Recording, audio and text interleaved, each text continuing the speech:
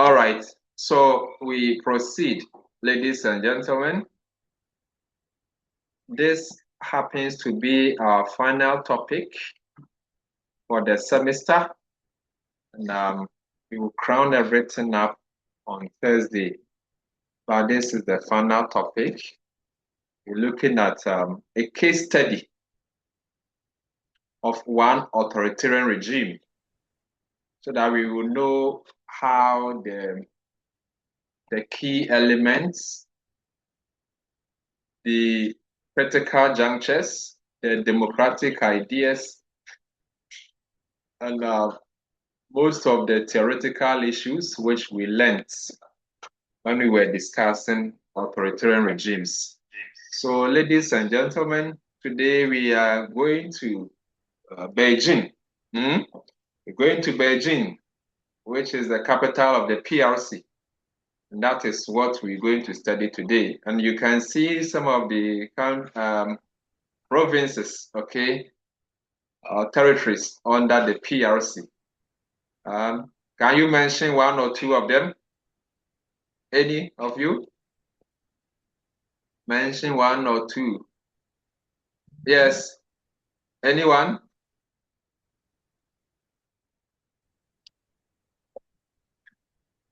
All right, so that is the PRC. This will be the outline of today's session. We look at the introduction, where we examine some key principles underpinning the Chinese political system. There are two broad, if you like, concepts which anyone that studies the political system of PRC, you need to know first. So we will look at those two. Foster. Yes, sir. Yes. You were talking about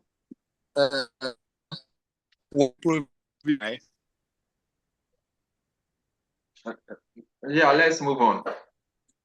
Let's move on. Okay, so, we have Guangdong. What? Mention it.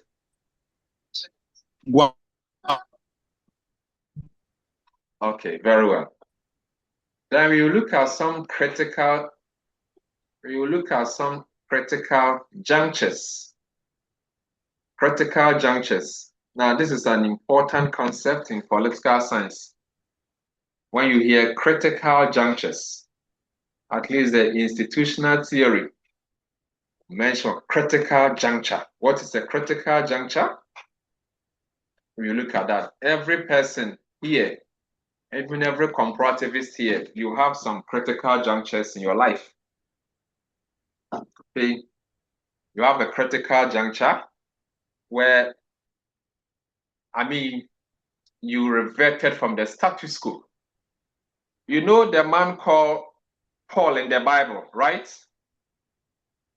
Do you know him?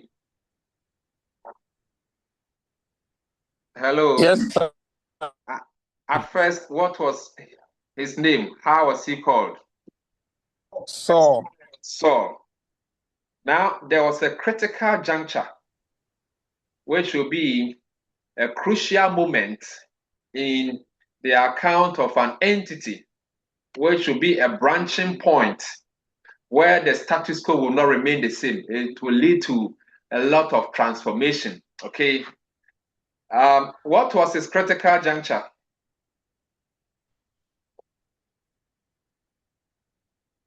What was the critical juncture? My dear friends, think about it. Sir, on his way to Damascus. Very good. And what happened? Where he encountered the Lord. Okay, and he became what? And became blind for a while. And then since then, what transformation? Yeah, his name also changed to Paul, and he became a new convert. Very good. So that's why I say in every individual's account or lives, you have your own critical juncture where maybe you encountered something and you said never again. Maybe there will be a semester where you will get all D's or C's. You say, hey, Charlie, Machiguho, I have to wake up. And then maybe most of the things you used to do, you say, hey, never again. I won't do this again. I won't do that again. And then, But the critical juncture was because maybe you had what all these, or maybe all Fs, and every country has also got critical junctures.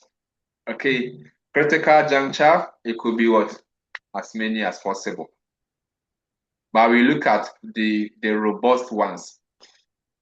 We also examine the governance institutions.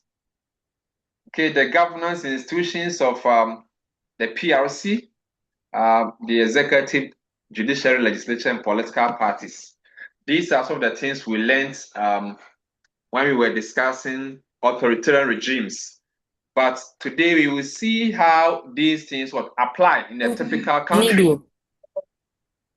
How they apply in a typical authoritarian regime. Now let's look at some introductory remarks about the PRC. Now China, of course, you are aware. Hey, Elinam, please mute your microphone, okay? You are aware that China is the second most populous state, correct or is that true? Is that true? China is the second most populous, right? But which country is the most populous? India. Okay, very good. Very well. And China is the second. Now, the official name is People's Republic of China. So, I mean, as a comparativist, we expect you to be mentioning the official name. Okay, either you say PRC or the People's Republic of China. Not just for China, but PRC, okay, or People's Republic of China. Are you with me? Okay, so just as you say, I'm going to the USA or United States of America. So the official name is United States of America. This one too, that's the official name, People's Republic of China. Okay, and then you are okay with it. And this is even more crucial as we will learn that there's another China there. But a principle, they want to amalgamate the two. So now you know the official name, PRC. But let's look at, sorry. Let's look at PRC's relationship with other territories. In 1997, Hong Kong, in fact, Hong Kong had been a colony, okay, had been a colony of British. Okay, it was a British colony. It had been a colony of UK, okay, the United Kingdom. So it was a former British colony. But in 1997, okay, it was ceded. It was ceded back to PRC. It was ceded back to PRC. And you know, when you go to Hong Kong today, it is a great commercial center. But because it had been a colony of UK for a very long period, now when the timeline, okay, for the arrangement will come to an end in 1997, okay, it was ceded to PRC. But the PRC will allow it some form of autonomy, okay? It will allow it some form of autonomy such that we call it special administrative region. So now look at the position of Hong Kong. Can you see Hong Kong? Do you see Hong Kong here? Can you see Hong Kong? Yes. Hello? Yes, please. Yes, sir. Please, we can see. You can see Hong Kong. So Hong Kong has been a territory of the PRC, but it was under under British rule. Okay, so in 1997, the arrangement will come to an end, and so then it was ceded back to PRC. But because it had developed its systems somewhat independent of PRC for a long time. Now, when it was given back to PRC, PRC will allow Hong Kong to run, okay, in somewhat autonomous manner, but under the control and under the jurisdiction and then sovereignty of PRC. Are you with me? So we call it a special administrative region of the PRC.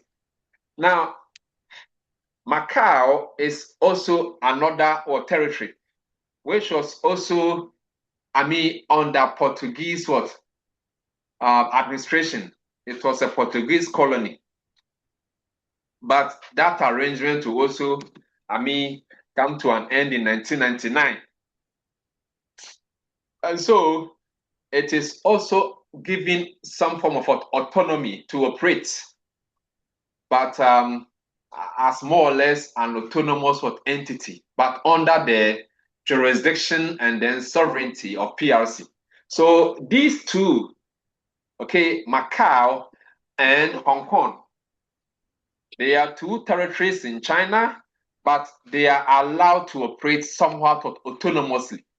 They have a separate political system, okay, separate from the Chinese one. They can be competitive, authoritarian, okay.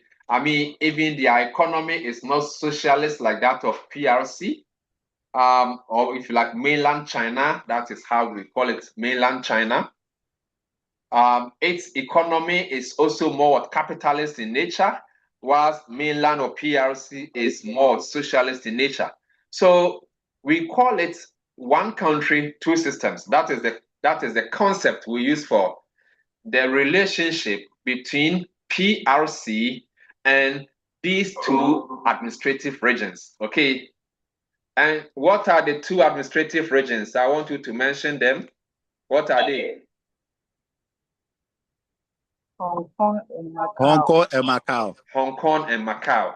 So these two regions, even though they are part of PRC, but because of their past, okay, we allow them to operate in a more, autonomous manner, okay? Now, the two special administrative regions enjoy greater autonomy from PRC in all matters, okay? They select their own leaders, they have their own, economy and what have you, except when it comes to foreign relations and defense, okay?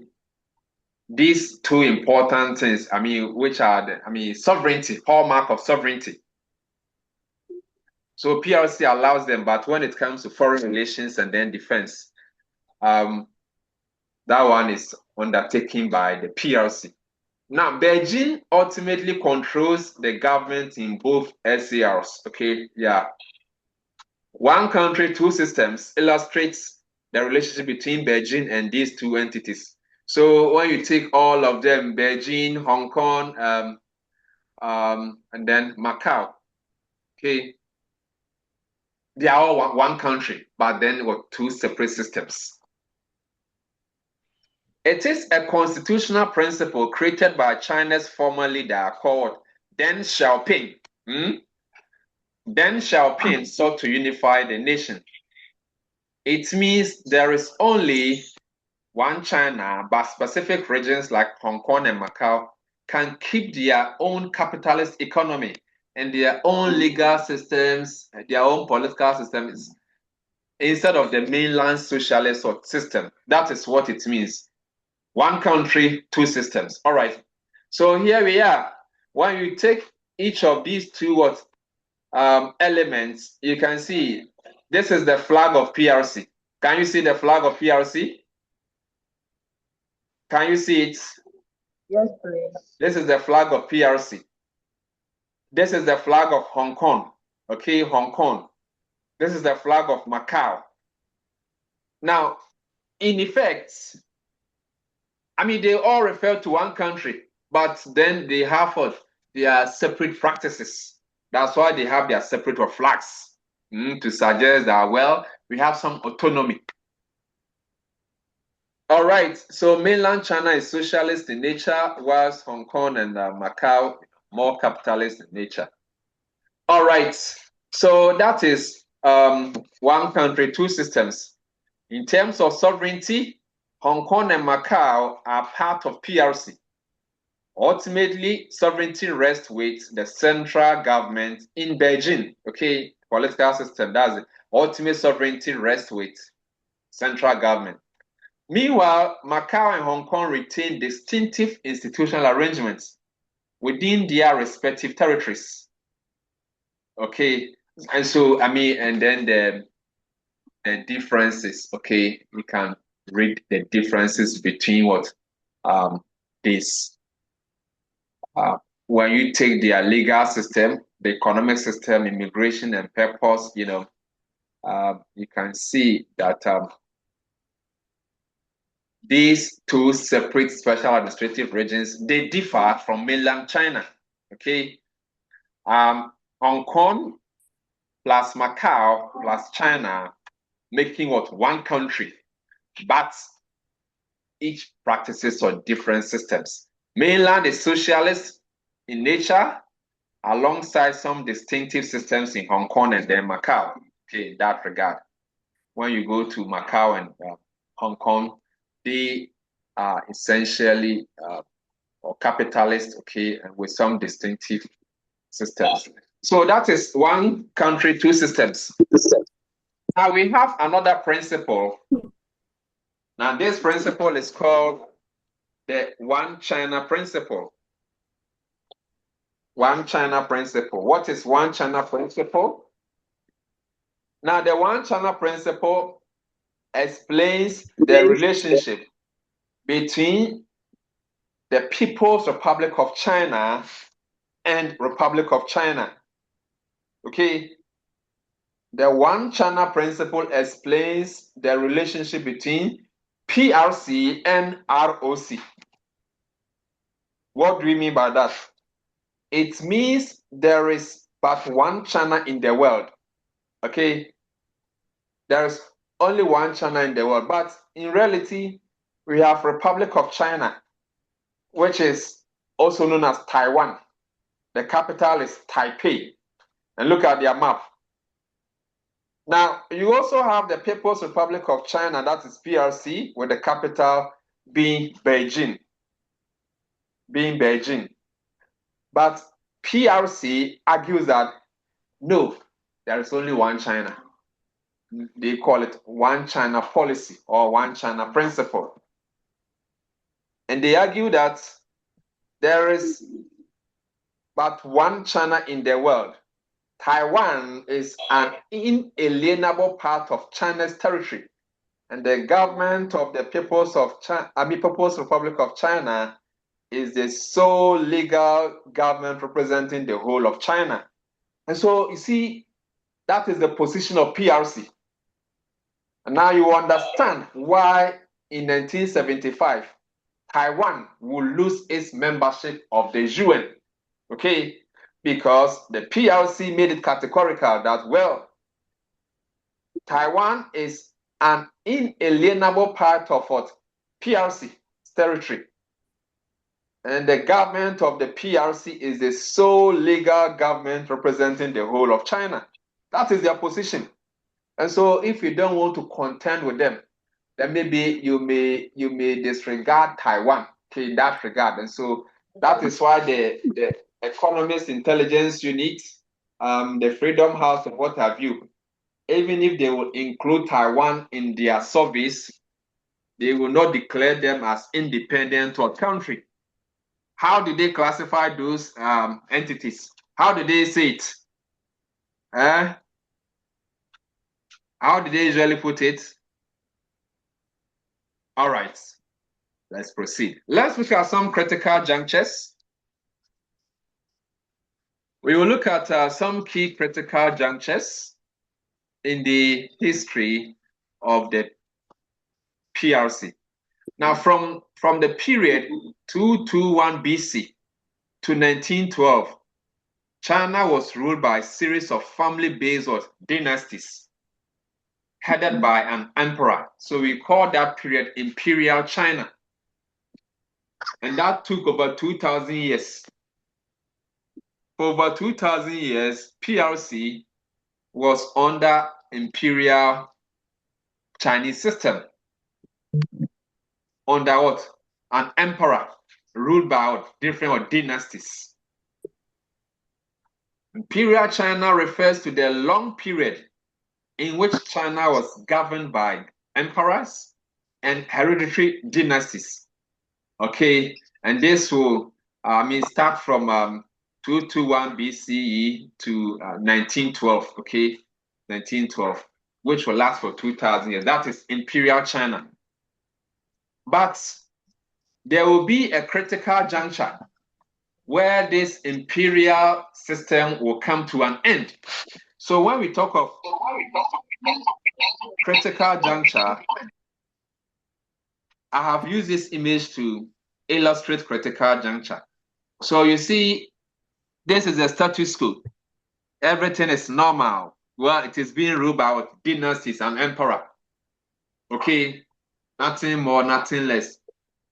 But critical juncture is when there's a major shock, maybe a major revolution in the account of an entity. So let's say at this particular point, something so huge happens along the way. Something monumental happens along the way. And then it will lead to maybe a change in the status quo. So then there will be some resultant situation. So at this point, you see, let's say this status quo breaks into maybe different branching points, okay, bringing about new status quo, changing the entire territorial system. Like I use the situation of Saul, who was maybe, one bad guy, okay, every day being bad. But then there was something monumental which happened. And then that will lead to what? A new status quo. So that monumental happening is what we call critical juncture. Now, in the Chinese history, there will be a critical juncture. And when we talk of critical juncture, they are decisive moments. Decisive moments. So maybe a young man. A young man who always likes, to be going out with ladies. If the mother says, Kwame, stop what you're doing, Kwame will not stop. The father will say, Kwame, stop, Kwame will not stop. They will bring the pastor or the imam. Musa will not stop. Now, what do you think can be a critical juncture in Musa or Kwame's life account? What can be a critical juncture in his account?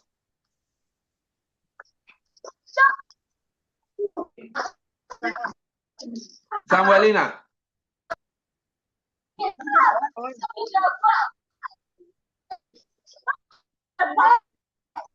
Samuelina, what can be a critical juncture? Yes. Okay, who wants to talk? Whose hand is up?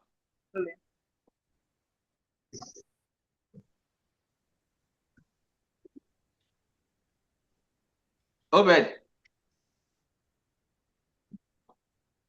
What can be a critical juncture in the account of this person's life?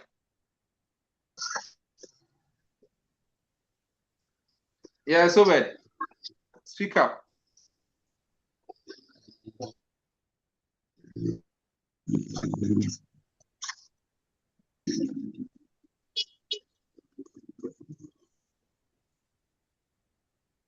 Are you people there? Today we will close we will close around 1. We will close around 1. Because if this is how you behave, okay, and we are finishing. I have over 60 slides. So don't waste your time, okay? This is not a question that, you cannot, this is not a technical question. And so if everybody is doing their own thing, No, sir, because you are mentioning this. You are going to drag the class to about 1 p.m. before we close. If you are there thinking that, well, I should just be speaking and then you close, you go and you. No, we are not closing. Okay. All right. Also, Samuel. Hello, sir. Yes.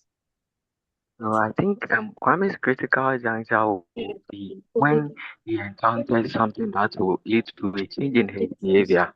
Yes. Okay. Well, that's fine. Mauto.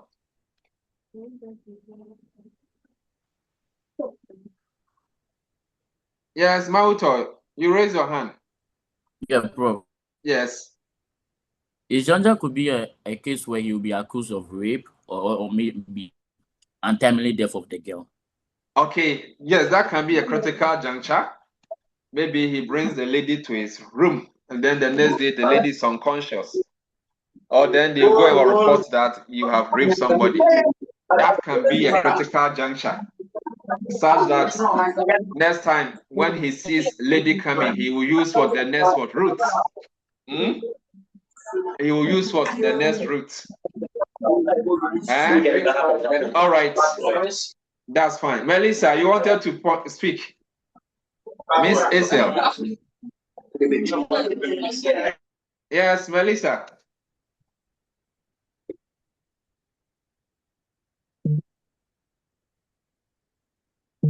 Yes. What can be his critical juncture?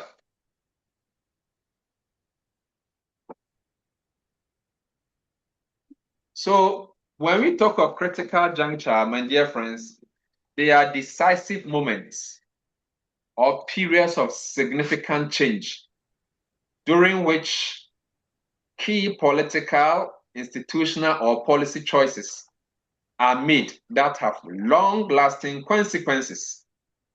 Now, in the PRC account, in 1912, there was a revolution. And this revolution or uprising came from the people who organized themselves to overthrow the imperial system. Okay, they will overthrow the 2,000-year period of emperor rule or dynastic or system. That's imperial China. So 1912 was a critical juncture because there was a revolution which will overthrow or will topple the ruling dynasty, and that will establish the Republic of China. Are you with me? Hello?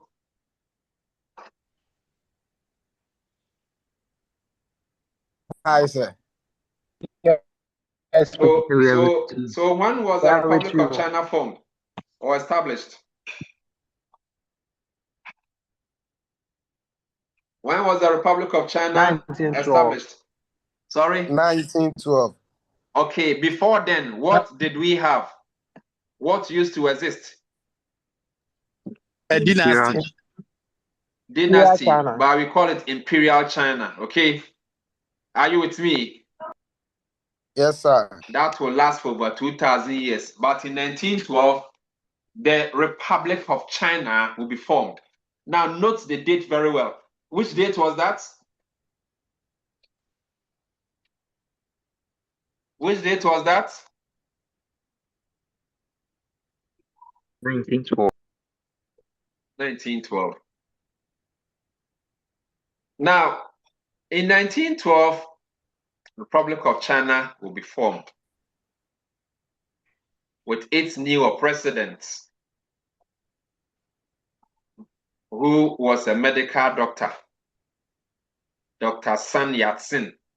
But from 1912, okay, 1912, when the Republic of China was formed, in fact, it was still weak because China was too what? Huge. The territory was too huge.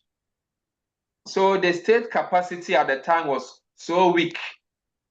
And you see, there were different warlords controlling what different parts or sections, different sections of the territory.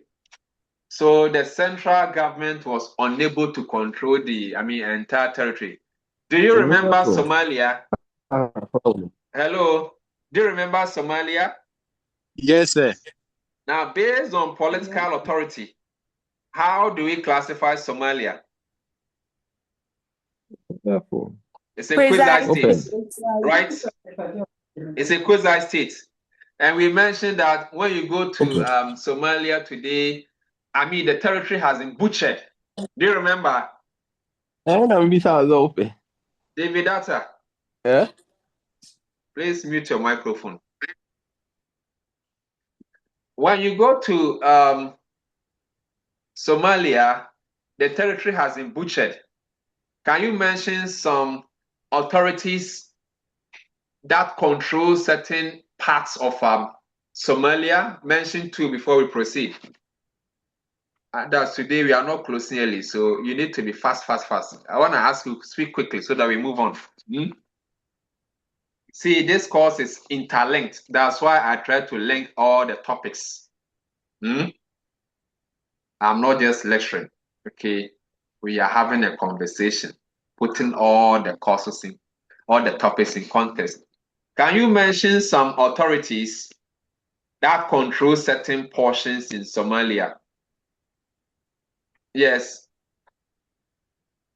Okay. Bismarck. So we have Al-Shabaab. Al-Shabaab, okay, controlling, okay, controlling the area around Mogadishu, right? Good. Any other? Thank you, Foster.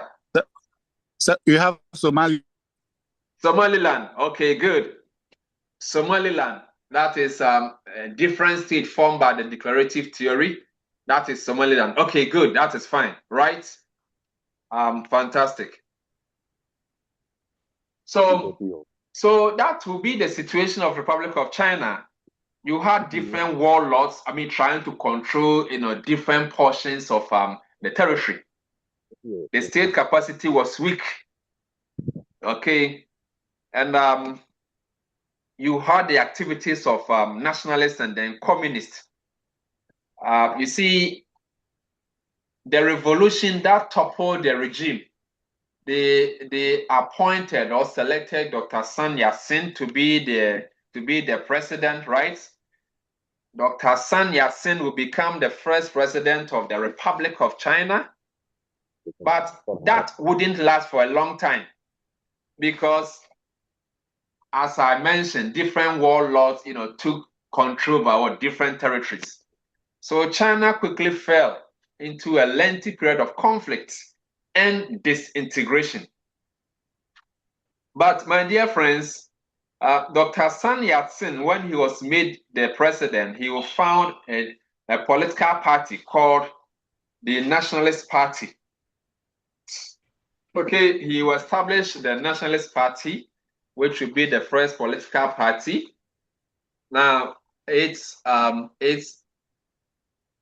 popular name or its Chinese, nomenclature is the KMT. KMT. That's the Kuomintang Party. KMT. So once we see the KMT, it means the Nationalist Party. Now, Sun Yat-sen hoped that, or he thought, he could use the party to reunify the country.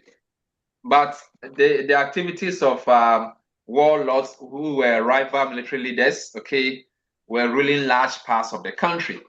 And so the country wasn't so united. But the political party was formed. In 1921, group of intellectuals, a few intellectuals, who established the Chinese Communist Party. Okay, so other intellectuals in the society also established the Chinese Communist Party. So you have been hearing of the Chinese Communist Party. Today, you know the origin of the political party.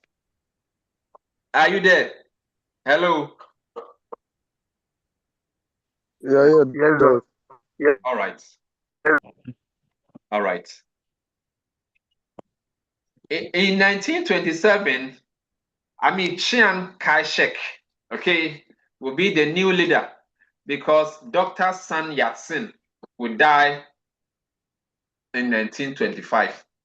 I mean, the president will die in 1925. You know, Dr. Sun Yat-sen, he formed which political party? Which political party did he form? Yes. The National Party. The Nationalist Party, okay, or KMT, right? He thought he could use that party to reunify, okay, the population. But unfortunately, he will die in 1925. Then a new leader will emerge. A new leader will emerge. And his name is what? Chiang Kai-shek.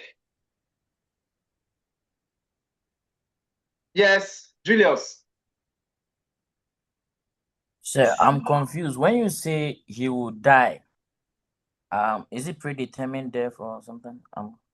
Sorry? You use the word that he will die. So Yes. I'm asking whether it's a predetermined. Other is what? Was already predetermined to be the exact date or the exact year. Oh, no. He will die in 1925. He died in 1925. Okay. Okay. He died. I'm just saying I'm confused when you use the word he will. That's what I'm saying. So. Okay, let me put it in other words, right? He died in 1925. Okay. He died in 1925. And Right, so, thank you. yes, he died in 1925. And then a new leader will be appointed or selected, who will be Xian. Now, when this new leader came, he was somewhat so oppressive. He didn't follow, the footstep of Dr. Sun Yat-sen. This new leader who came turned against the communists. Which year was the Communist Party formed? Which year was it formed? You are not writing notes. You are not jotting anything. But what are you doing? And what are the people? 17. What are you doing? 1970. 19 what? 1951. 1917. But, well, they had been there. And then Dr. Sun Yat-sen too was having his own party, but he thought he could at least reunify the people. But he was so soft with them. But when the new leader would come, or when the new leader came, now this new leader would be so brutal against them, okay? Or as Julius, in order not to confuse my brother Julius, let me use the simple past, okay? Right. Let me use the simple past. So the new leader came and then he turned against the communists. Otherwise, I would say the new leader would turn against the communists. Julius, right? But let me use the simple past. That one is very simple. Now, the new leader who came turned against the communists. He turned against the communists. And in fact, he nearly wiped them out in bloody purge. Or he nearly would wipe them out. But I'll go the simple past. He nearly, wiped them out in bloody purge. So it was like this new leader didn't believe in some form of diversity. No. Typical brutal leader. So he nearly wiped out the communist people by purging them, pruning that society, attempted to prune that, section of people. Now, following pressure, see if people want to kill you, what will you do? Julius, if you realize that they want to finish all of you, what will you do?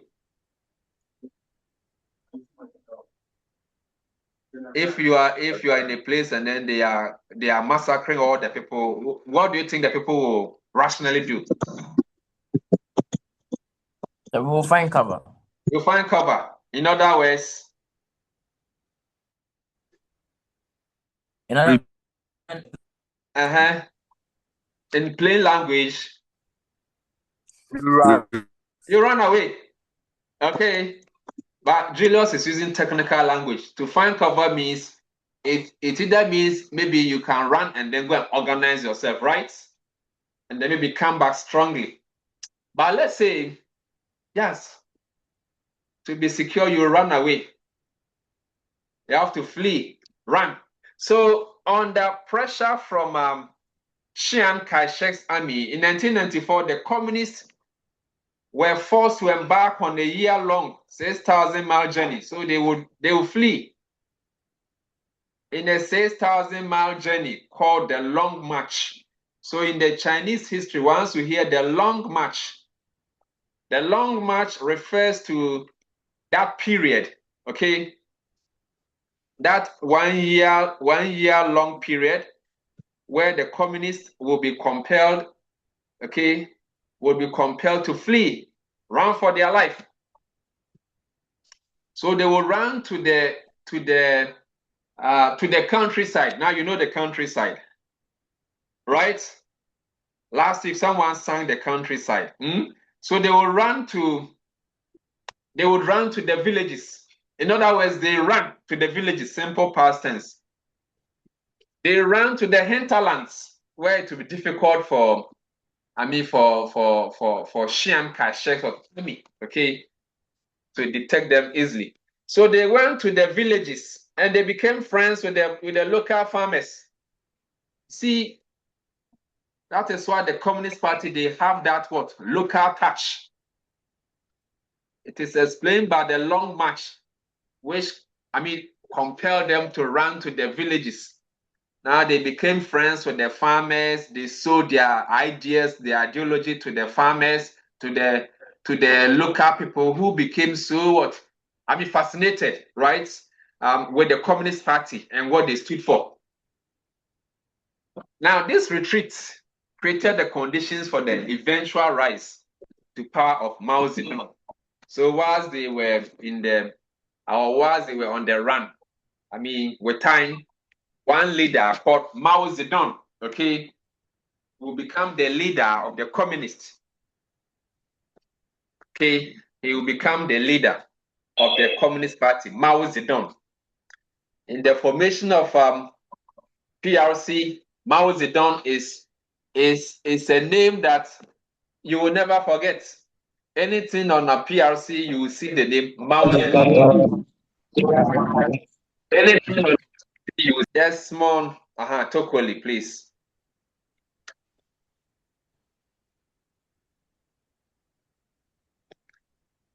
Mao Zedong will lead the communists to nationwide victory 2 decades later. So when he became the leader of the Communist Party, 2 decades later, he led the communists to nationwide victory. Under his leadership or chairman, they called him a chairman. They called him Chairman Zedong. Chairman Mao Zedong. So under Chairman Mao Zedong, he led the Communist Party to victory. Good morning. Aishetu Suleiman, mute your microphone. He was elected party chairman in 1943, a position he held until he died in 1976. So how long did he become chairman of the Communist Party? How long or how many years? He became 1943 until he died in 1976. Compute and you know how many years? 30. How many?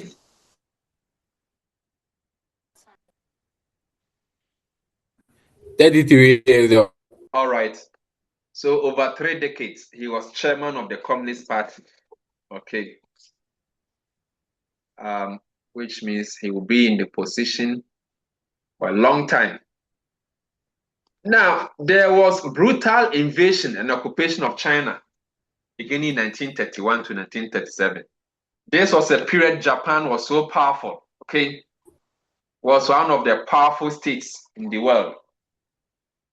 And you see, the Second World War was caused by, three radical countries who were so aggressive and imperial in nature, okay? Japan was one of them. Japan was more aggressive. They were trying to occupy several territories. Germany was also one. But in the account of PRC, Japan has come here. That's why I'm giving you some genesis. Now, Japan's brutal invasion, you know, China was divided among warlords and what have you, so the state capacity was weak. Was the system, okay, was controlling, or the national government controlled parts. You also had some nationalists or warlords controlling other portions. So Japan, who was also trying to be more aggressive and invading other territories, and for some strategic reasons and economic purposes, occupied China, parts of China, beginning from 1931 to 1937. Okay. Now, are you watching this account? When was the Second World War? When did it begin? When did it begin? 1939 to 45. And you can see this account, 1931, 1937. So it was based on these, expansionist of activities, this invasion by three countries. Japan was one of them. So, and that was a major worry for the Chinese. So that invasion had a major impact on the Chinese Civil War. It had major impact on the Chinese Civil War. When the Japanese invaded, it appeared that now the war between, or the kind of aggression from the National Army towards the Communist Party, which had made them run for cover. Now, when there was invasion, clearly there was the need for all to come on board to attempt to ward off Japan. Okay, but when would the Second War come to an end? When did the war come to an end? 1945. 1945. So by 1945, Japan was surrounded.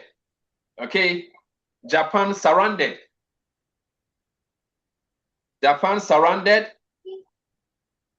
And once Japan has surrounded, it means that it will also stop the invasion activities. So after it surrounded in 45, the Chinese Civil War quickly was resumed, because now there's a power vacuum. Okay, there was a power vacuum. Who will assume the reins of governance? Is it the Nationalist Party or the Communists?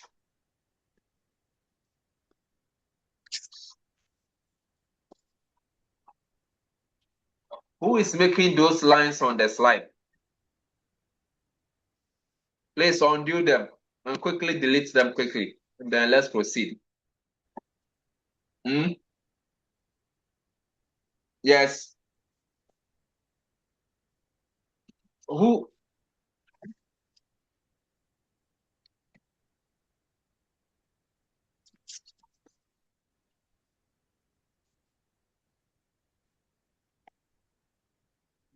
All right. So I mean, when the war came to an end in 1945, which means that, Japan and then its allies, okay? Now I mentioned Japan with Germany and Italy, okay? They belong to one bloc. They were defeated, okay? The Axis power will be defeated by the Allied powers.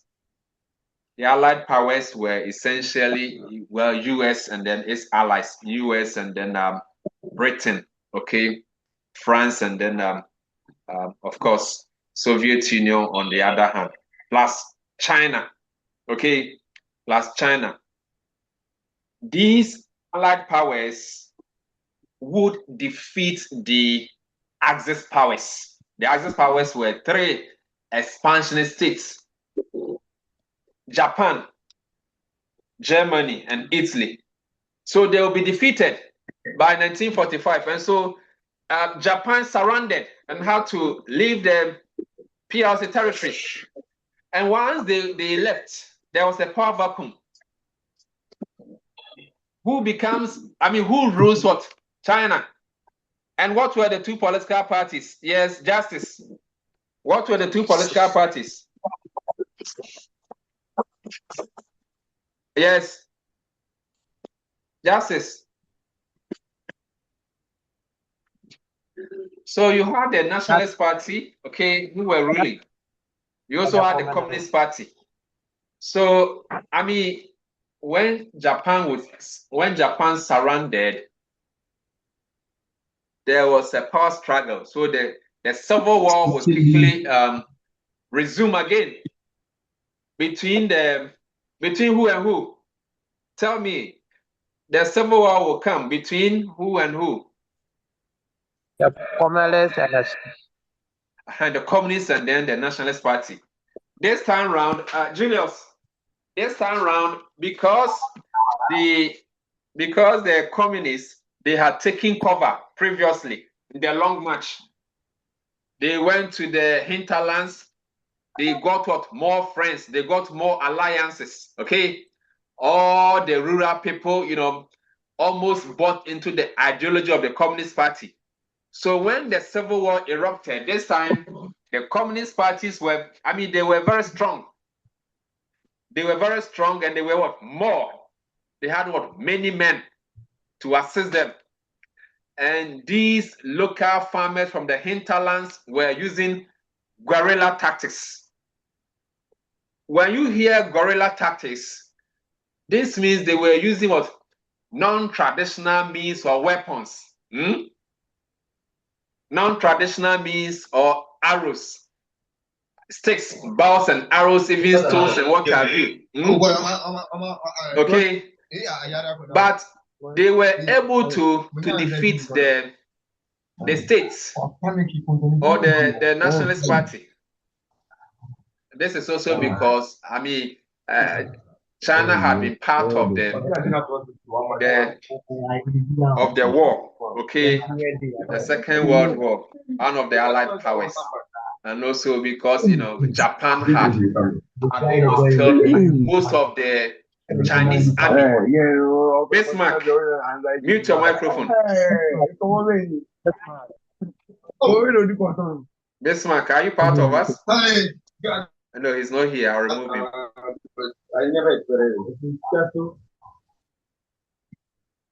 I've removed him from the class. Thank you, sir. Yes. At least if I call you and then your attention is brought to it, it means maybe it was a mistake. But if I call you 1, 2, and then clearly maybe you are in trouble, you are in the market, or you are doing your own thing, and also you are just a ghost. That one, I will just remove you from the class so that we can continue. Okay.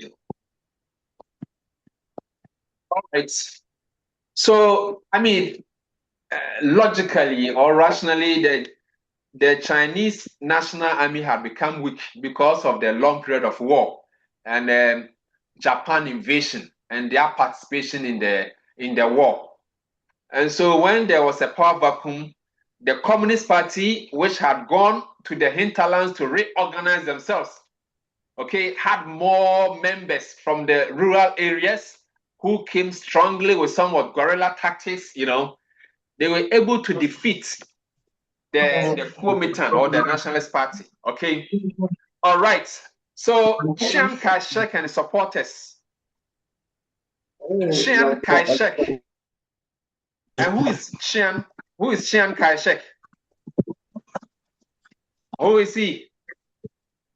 Chiang was the leader of China, right? Yes.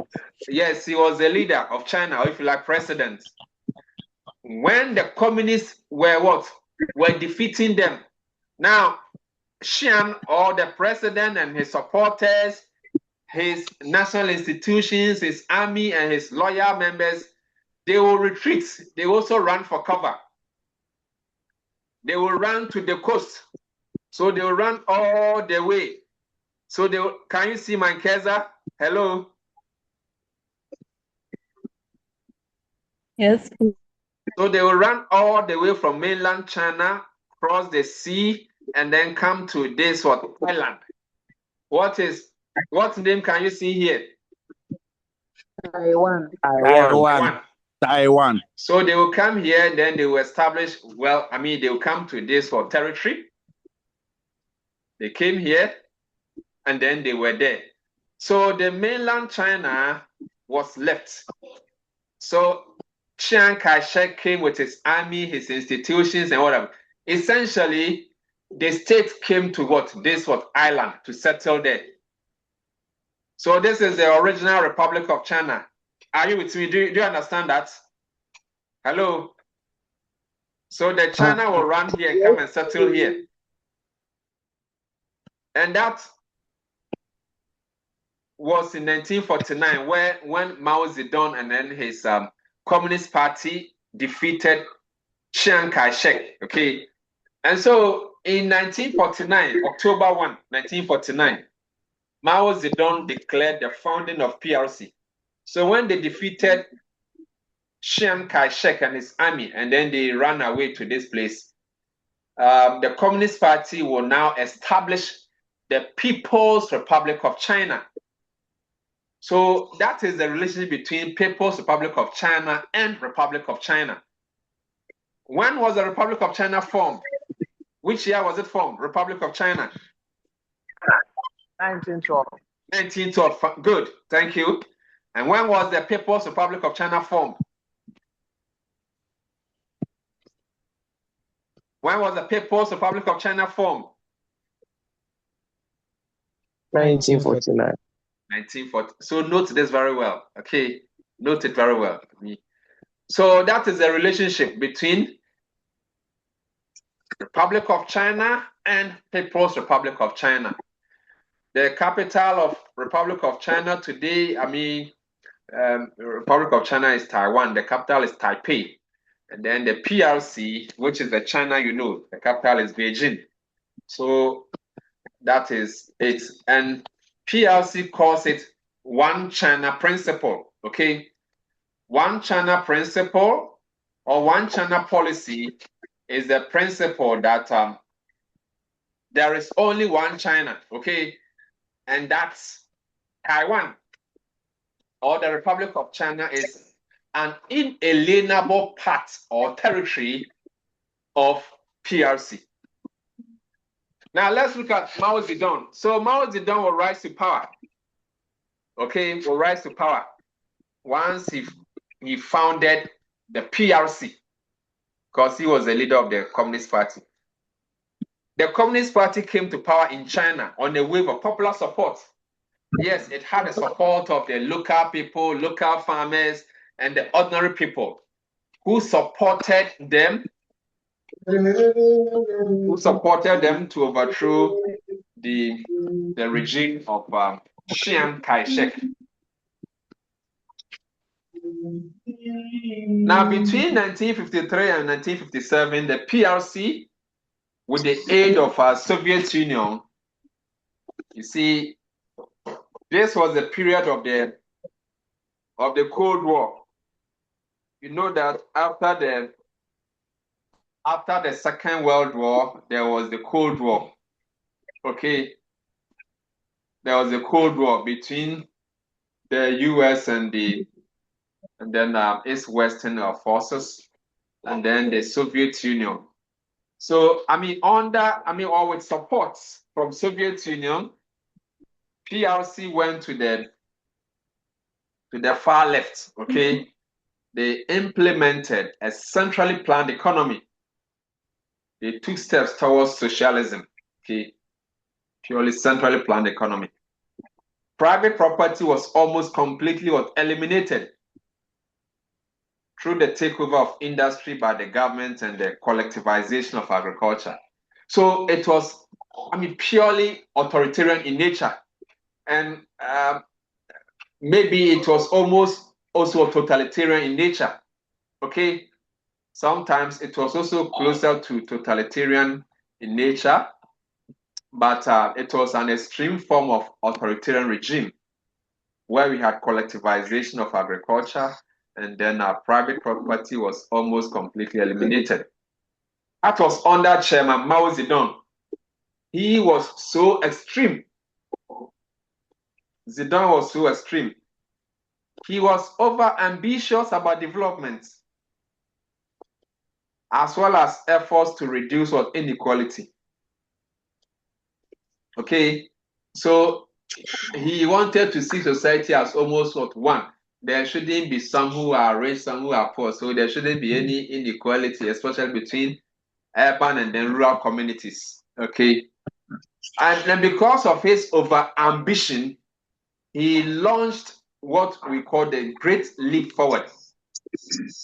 Great Leap Forward. Kojo Antwi is a musician. He sang a song that Akwada, what? Akwada Sian, what before you do what? What does it mean? Oh, who can say that? Who is a musician here? Maybe Akwada Sian before you can walk. You need to start crawling before you walk. Is that not the case? Yes, sir. Akwada Sian Nante Ansana what to break out to Who can sing that? Oh, Sheriff. Sharif, sing it. I've put my microphone there. Sing it and let me hear you. Akwada, learn how to walk before you run. Akwada, Sianante Ansana what to break out. So we say one step at a time. If you have the ladder, you need to go step by step. But if you want to cross like 3 steps, then go to the next available. Charlie, October pie, October tea, and then you'll be naked, right? But Mao Zedong was over-ambitious. He didn't want to go gradually. So he came with what we call Great Leap Forward. Master, if you do Great Leap Forward, and people advise, oh, chairman, I don't know, chairman say, hey, Master, Now, so the Great Leap Forward was, a period from 1958 to 60 when Chairman Mao Zedong came up with some over-ambitious economic policies and decisions. The Great Leap was an utopian effort. Utopian means someone attempting to build some castles in the air. Saying that, oh, well, when they say, let the weak say I'm strong. When you see a strong person, you know that you are not strong, but you say, well, you can beat the person. It was an utopian effort to speed up the country's development so rapidly. No, you need to do it slowly. But he wanted to speed up the development so rapidly so that China would catch up with some of the advanced states like Britain and then US within a few years. So that was his plan, his ambition, okay, to catch up with this within the shortest possible time. So it made him come up with some utopian policies. He came up with some irrational policies. He wasted a lot of resources. There was poor management, and anyone that wanted to bring any, counter opinion, he will suppress any criticism. So the regime suppressed any form of criticism. Anyone that want to challenge or that wanted to, challenge, oh no, the way you are going, let's go by slowly, or let's do this first. He will suppress any criticism. That was also the moment where the weather was not good for them. There was bad weather. And so farm products and what have you also, were affected. And so based on the poor policy, the poor management, and bad weather, there was severe drought or famine, food shortage in the rural areas, and at least 30 to 40 million people lost their lives. 30 to 40 million, that is a huge number. What is the entire population of Ghana? What is the entire population of Ghana? 80 million. Sorry? 30 million. Okay, around 33, 34, 35 million. And when we say that a whole 30 to 40 million people would die or died, okay, as a result of poor policies from Chairman Mao Zedong. Chairman Mao Zedong, we were advised to say, Chairman, what you go, Chairman, you are naked. Chairman says, hey, Ethiopia, Chairman, you are naked. Please, you need to, make sure you are doing. Chairman said, hey, I will arrest you. Don't criticize me. I know what I am doing. I know my left from my right. Chairman said, hey, let the weak say I'm strong. Chairman, what you go? Chairman says, hey, Ethiopia. At the end of the day, when it backfired, 30 to 40 million people died. Chairman, what you were so? So there was an industrial depression, and this was a major setback in the economic development of PRC. In the early 1960s, Mao Zedong took a less active role in the day-to-day decision making.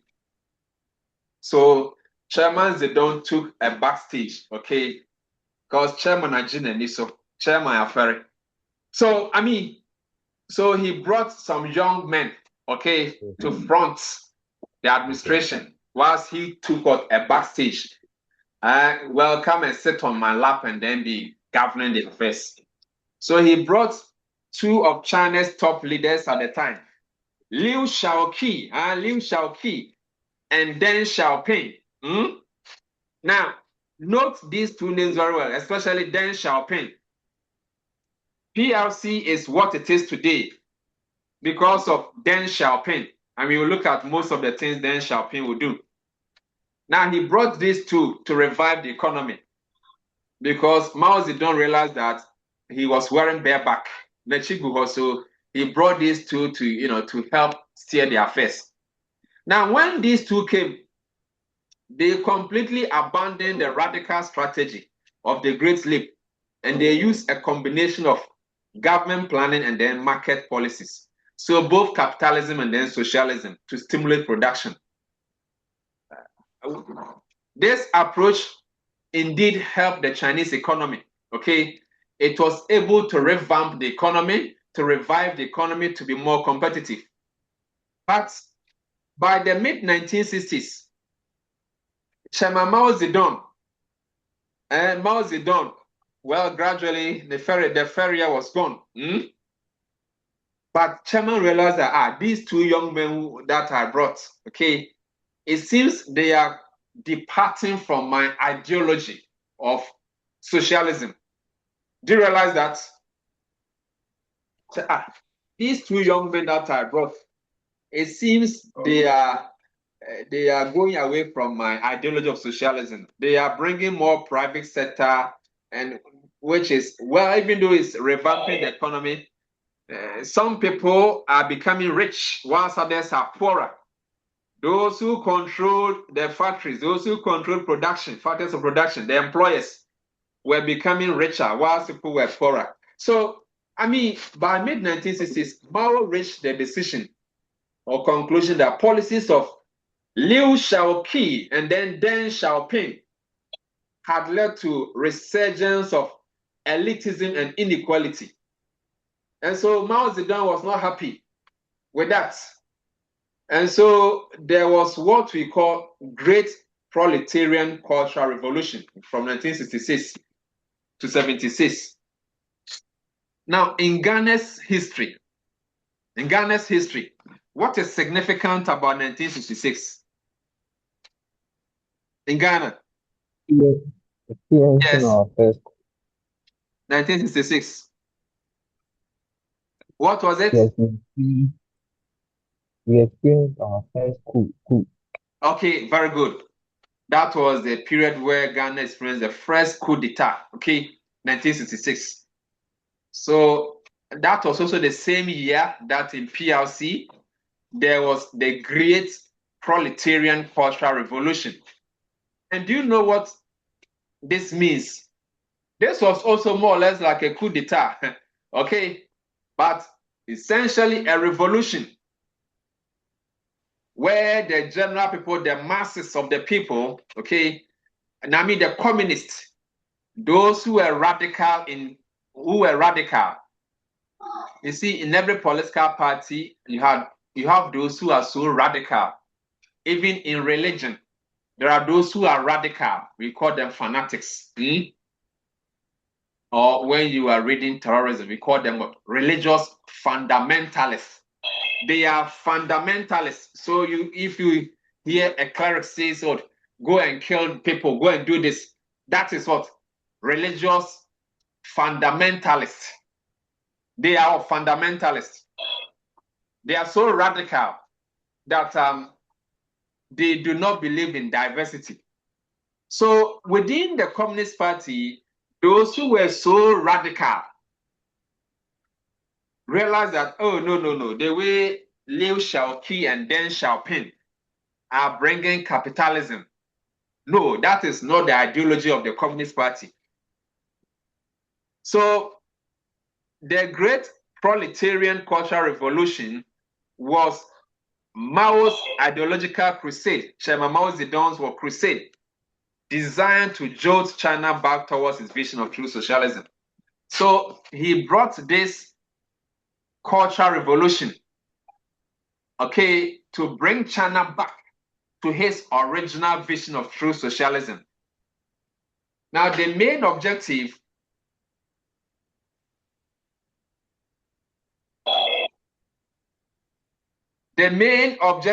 was the political purification of the nation through the purging of alleged class enemies in the Communist Party itself and throughout Chinese society. So it will be like the June 4, okay, the 1979 revolution. When they came, you see people who were business people, who were this, those who were elites in society, they were the targets, okay? Political elites, economic elites were the targets. Now, the same way Mao Zedong, he said, no, this was not how the party was formed. It seems that these new crop of leaders are going away or shying away from the ideal principle of the party. And so Mao Zedong organized the radical people, the youth in the party, to kill the leaders who were now trying to be, capitalists or trying to bring about capitalism, okay, into the Chinese system. So they killed a lot of people. Using his unmatched political clout and charisma, Mao Zedong put together a potent coalition of radical party leaders, loyal military officers, and student rebels. And we call the student rebels the Red Guards. He called these ones to support him and attack anyone who was thought or who was seen to be guilty of betraying his version of communist ideology. known as Maoism or Mao Zedong thought. So Maoism or Mao Zedong thought sometimes is akin to totalitarianism, okay? Extreme form of authoritarianism, Maoism or Mao Zedong thought. Authoritarian. Closer. Some scholars even classify Maoism as totalitarian in nature, okay? As many as 2 million people lost their lives in this proletariat culture. Please mute your microphones. Among the victims was China's president Liu Shaoqi. You see, Nyambel, your microphone is on. Okay, Nyambel is not with us, so I'll just remove him from the class. Okay, fantastic. So, the president of China, Liu Shaoqi, was a victim. Why do you think he was a victim? Justice. Why do you think he was a victim of this cultural revolution?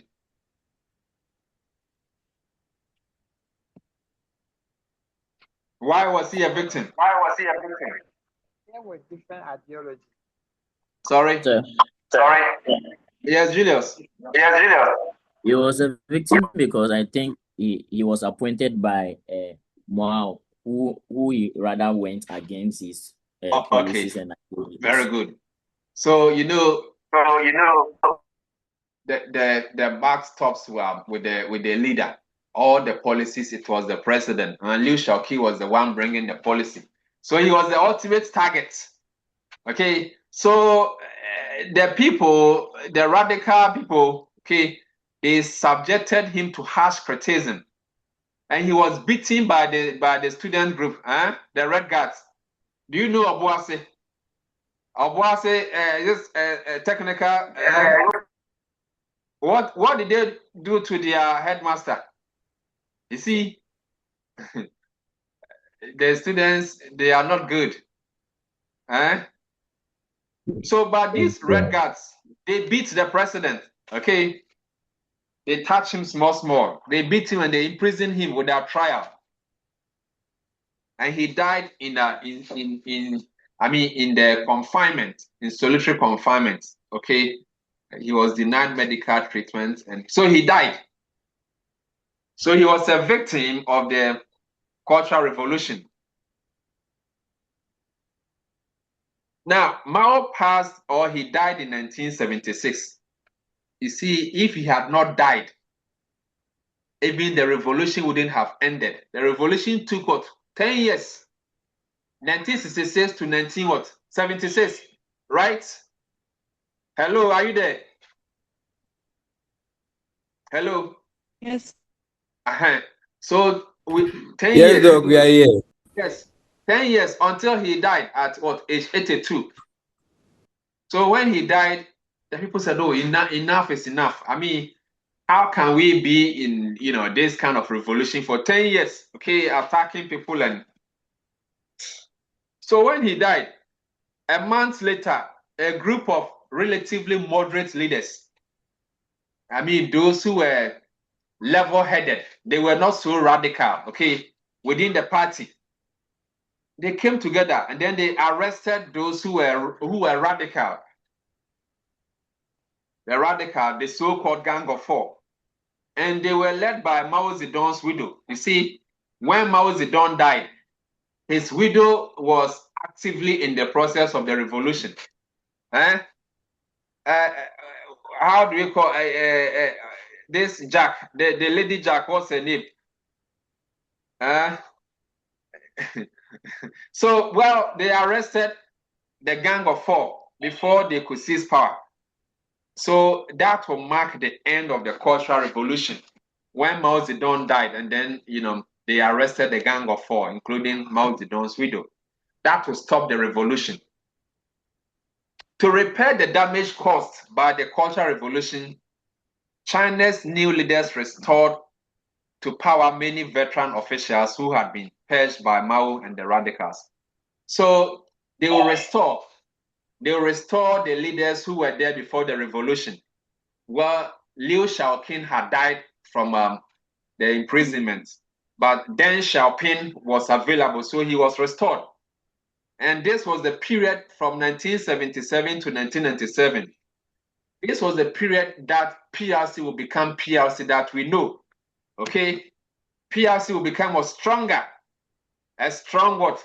Entity. It will become a stronger. These included, by 1978, Deng had clearly become the country's most powerful leader, although he never took himself the former position of head of the Communist Party. Instead, he appointed younger loyal men to such positions. Right now, Deng Xiaoping gathered global praise. He brought some policies which were profound break from the Maoists of past. Deng Xiaoping brought up reforms, new policies which deviated from, Chairman Mao Zedong. And he got global praise for his leadership of the reforms because he was transforming every aspect of the life, every aspect of life in China. He was opening up the economy, and he came up with a popular assertion and quoted everywhere. Okay, he had something. He made an assertion, and maybe it's because of that assertion that made even Mao Zedong dislike him. Okay, he said, well, it doesn't matter your cat is black or white. Yes, I'll finish. So he said, it doesn't matter whether your cat is black or white. So long as your cat is able to catch the mice in your house, you are good to go. Is that okay? Hello? It doesn't matter whether the cat is black or white. So long as it is able to catch or arrest the mice or the mouse in your house, you are good to go. He said that to suggest that it doesn't matter whether we are socialists or we open up the economy. So long as we are becoming richer, or we are building the economy, that should be the way to go. Not strictly going by, say, an ideology of socialism or what. In as much as we are developing or we are building up the country, that should be our goal, not the color. Do you agree with him? Do you agree with Deng Xiaoping? Yes, please. Sheriff? 100%. Fantastic. Yes, I do. Fantastic. I do agree with him. Yes. So he, if it requires opening up to bring more investors for private sector to come into the planning the economy and whatever, he will do that. So long as it is building the economy, so long as the youth are getting jobs, so long as unemployment is reducing, so long as the rural areas are developing, it doesn't matter whether the government, opens schools or people also open up schools. So that was his ideology. So when he was opening up the economy, people thought that the political space will also be open. Oh, well, sir, you said, well, you are opening up the economic space. They thought he will also open up the political space to allow for freedom of speech, freedom of association, freedom of expression, okay? But hey, that one was closed. Now, there was large-scale demonstration which began in Beijing in the early 1989, which quickly spread to other cities. Most of the initial protesters were students, okay? The people were asking for democratization. 1989, that was when the Soviet Union had collapsed and the third wave of democratization. Do you remember? Hello, are you there? Are you there? Hello. So the third wave, okay. Many countries, people were making movements towards democratization or democracy. And so people in China were also trying to capitalize on that bandwagon. But hey, the PRC or the Communist Party made its position clear that it was not opening up the political space, okay? Yeah. At one point, more than 1 million people from all walks of life gathered in and around the Tiananmen Square to show support for the students who were arguing for, opening up the system, accountability, democracy. They were criticizing the system about inflation, corruption, and what have you. Well, in short, they wanted to express their views, political participation. But the regime responded by killing a lot of people. Okay, so when they showed up there, the regime was not happy with that, that kind of arrangement. Okay, for a while, the CCP leadership did little more than denounce the demonstrations. They regarded them as troublemakers, and they issued warnings that there will be some consequences if they wouldn't stop. Okay, and people who had gathered at the Tiananmen Square, the regime would spray them and kill a lot of people, okay, in the market square. And that was a signal that the system was not ready to open up politically. Till date, the PRC government continues to insist that it did the right thing in the interest of national stability. It did the right thing by spraying the people, killing them. So it was at dawn, okay? It was at dawn. By the time people went to the market, they saw a lot of people dead in the market. A lot of blood stains in the market, dead bodies. Till this, the PRC government insists that it did the right thing in the interest of national stability. Following the Beijing massacre, China went through a period of intense political crackdown. Yes, typical of authoritarian regimes. Okay, political crackdown. In early 1992, Deng Xiaoping took bold steps to accelerate reform of the economy. He did so partly because he hoped economic progress would enable China avoid the collapse that the Communist Party state had witnessed in the Soviet Union. So there was a need to improve the economy so that the people would not be so angry with the political system. Okay, so now the Communist Party has moved from being revolutionaries right, awesome, mute your microphone. Okay, the regime has moved from being revolutionaries to technocrats. Okay, Deng Xiaoping, his policies have been ones which have advanced the economy, bringing about more reforms, opening up the economic space. China in the globalized world of states. Today, China is one of the powers, okay, great powers. But when it was established in 1949, the PRC, China occupied a very weak position in the international system because it was not so, rich or powerful that time. For more than a century, its destiny had been shaped by interventions from abroad that it could do little to control, okay? Yes, but today it is one of the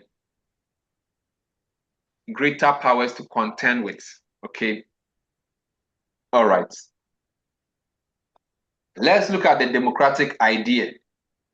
We've talked about that already, because even though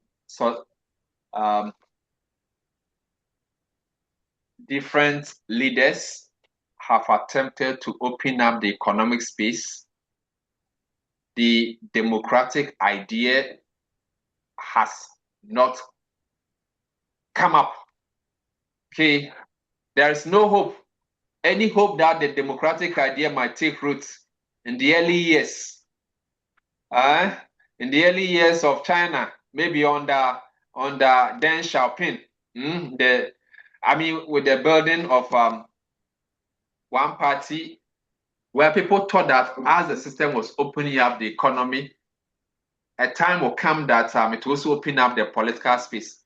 But any hope was dashed in 1989. Any hope that, maybe with time, kakra, as they are opening up the economy and moving from the strict, socialism, allowing some, maybe a time will come that they also allow the people to, other political parties or people to. No, all hopes were dashed in 1989. Okay, following the brutal massacre, of a whole lot of people, greater number of people in Tiananmen Square in 1989. Now, Deng Xiaoping's successors have been faithful disciples. That as for the political, the political gates, they will never open it. That one is so close. It's a closed system. Closed system. They have vigorously championed economic reform. Yeah, that one they will reform the economy. But they have made sure that the Communist Party retains its firm hold on political power.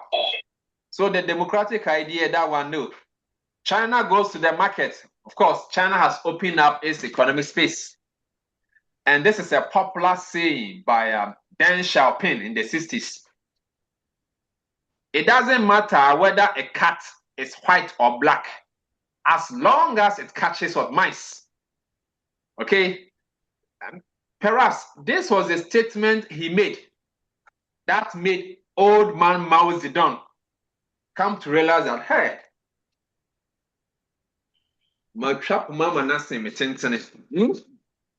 you see, now Deng Xiaoping is saying that he's not going by my idea of socialism, because it doesn't matter whether a cat is white or black, as long as it catches mice. So clearly, what Deng Xiaoping was trying to say was that so long as the economy is picking up, doesn't matter whether we are extreme socialists or we open up the economic space. And that was why by 1966, Mao Zedong will organize the radical people in the party, to attack the leaders and elites in society. He meant that the Communist Party should not be overly concerned about whether a particular policy was socialist or capitalist. So long as it helped the economy, it should be supported and continue. Such sentiments got Deng Xiaoping in trouble with Mao Zedong and made him one of the principal targets of the Cultural Revolution. Okay, right.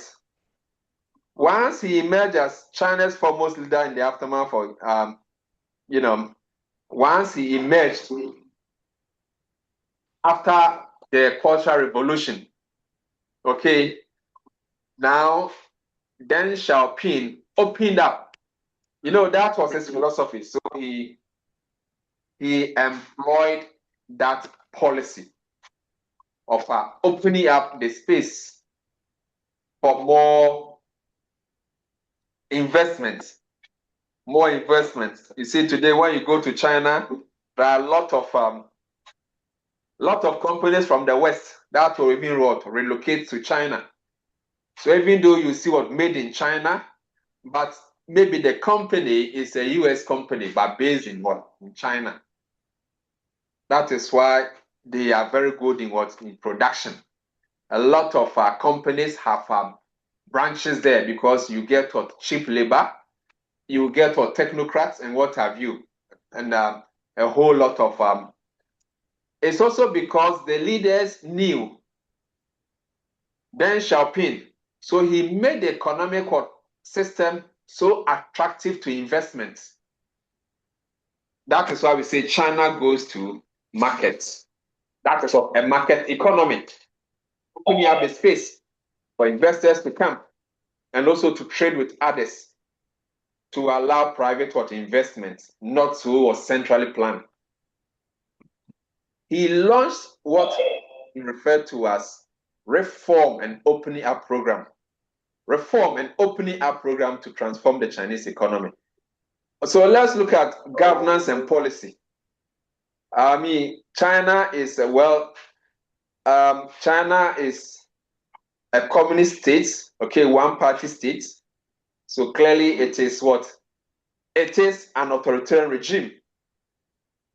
China, Cuba, Vietnam, and other states, these are communist party states. The political system is characterized by existence of official state ideology based on Marxism, Communist Party domination of all government and social institutions, and they suppress all opposition parties. All right. Communist ideology is much less important in China today.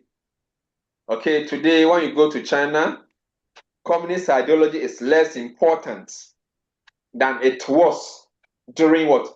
The Mao Zedong era. That is why I say that during what? Mao Zedong's era, Maoism or thoughts was almost like a totalitarian regime, because he was so, fascinated or fixated to ideology, trying to plunge society into a common collectivization of common form. But today, communist ideology is much less important. Even though PLC has moved sharply toward the market economy in recent decades, the Communist Party still asserts that it is building socialism with the ultimate objective of creating an egalitarian or an equal society, classless communist society. So it still asserts that it is building socialism with the ultimate objective of creating an equal and classless communist society. But today it has moved towards a market economy. But the Communist Party still insists this. Ideology also sets the boundaries for what is permissible in politics, since the party does not allow open opposition to its or doctrines. It doesn't allow open opposition to its doctrines. The preamble of China's constitution states that the country is under the leadership of the Communist Party of China. So clearly, the PRC's constitution mentions the Communist Party as a sole or political party, and that is a de jure one-party regime. This is mentioned in the constitution, just like what Nkrumah did in Ghana's 1960 constitution. So the mere fact that a country has a constitution does not mean it is a democracy. If you have a constitution that mentions one political party to be the sole political party, clearly that is an authoritarianism. Article 1 defines PRC as a socialist state under the People's Democratic Dictatorship. What does that mean?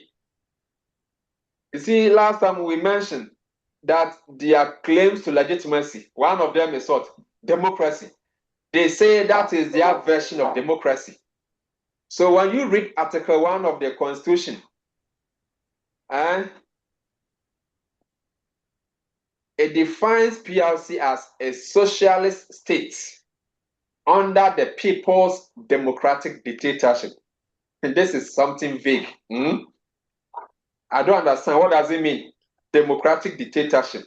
That is their version of democracy. It declares that anyone who wants to disrupt the system or any attempt to disrupt the socialist system by any organization or individual is prohibited. So it's like treasonable. Any disruption of the socialist system by any organization or individual is prohibited. This is in the Constitution. Let's look at how the Communist Party is organized in China, or PRC. According to the Constitution of the CCP, the Chinese Communist Party, the highest leading body of the party are the National Party Congress, the National Party Congress, and the Central Committee. So that is the highest leading body. But neither is as powerful as the much smaller communist organization. That is how the party is organized. It is organized in a hierarchy, okay? In a hierarchy. So this is the hierarchy. So they will say that the National Party Congress is the highest, but well, I'm not there. It's just on paper. Just on paper. But this is how the Chinese Communist Party is organized. You have the National Party Congress, which has over 2,000 delegates. Now, they choose amongst them a central committee. This is about 376 members, okay? That is a leading small group. So the central committee, because the party congress is made up of over 2,000 delegates, but they have a central committee. So among the 2,000 delegates, they will appoint 376 who are the central committee. Now the central committee also amongst them, they also choose amongst them 25 members. That is called what? The Politburo. The Politburo, is the creme de la creme, okay? Creme de la creme, Politburo. Creme de la creme. So the Politburo will also select amongst them 7 standing committee, right? And then amongst the standing committee, okay, among the standing committee, one is selected to be the general secretary. The general secretary becomes the leader of PRC. Are you with me? Hello? Hello? Hi. So this is how PRC is organized. Hello. Everything is centered around the Communist Party. Everything is centered around the Communist Party. All right. The National Party Congress meets for only 1 week every 5 years. So you see, they meet every 5 years. So 5 years, when they have not met, you have the Central Committee that will be taking day-to-day decision. So that once the National Party Congress meets in 5 years' time, they'll go and ratify everything that has been made in the 5 years' time. They'll go and do here, right? So on paper, we say that is the highest leading body, but it is just on paper. The actual decisions will be made by the smaller bodies. So at the end of 5-year period, they'll bring everything to you. And then you come and do you come and ratify what has been done. They meet for only 1 week every 5 years. And it has more than 2,000 delegates. The essential function is to approve decisions already made by the top leaders and to provide a showcase for the party's current policy. There is little debate. Yes, in authoritarian regimes, you don't have to question. You cannot question too much, okay? There's little debate. The Central Committee, with 376 full and alternative members, consists of leaders from around the country who meet annually. So the Central Committee will meet annually and also make decisions. Now, these members are elected for 5-year term. So when the NPC meets, then they elect people for the Central Committee for 5 years. In principle, the Central Committee directs affairs when the National Party Congress is not in session. but its size and short, infrequent meetings, greatly limit its effectiveness. So anytime the Central Committee meets, their meeting, we call them plenums. So plenums. So every year they have one plenum. Because the plenums are not frequent, they need to have a committee or a smaller group that will be meeting more frequently. The most powerful political organization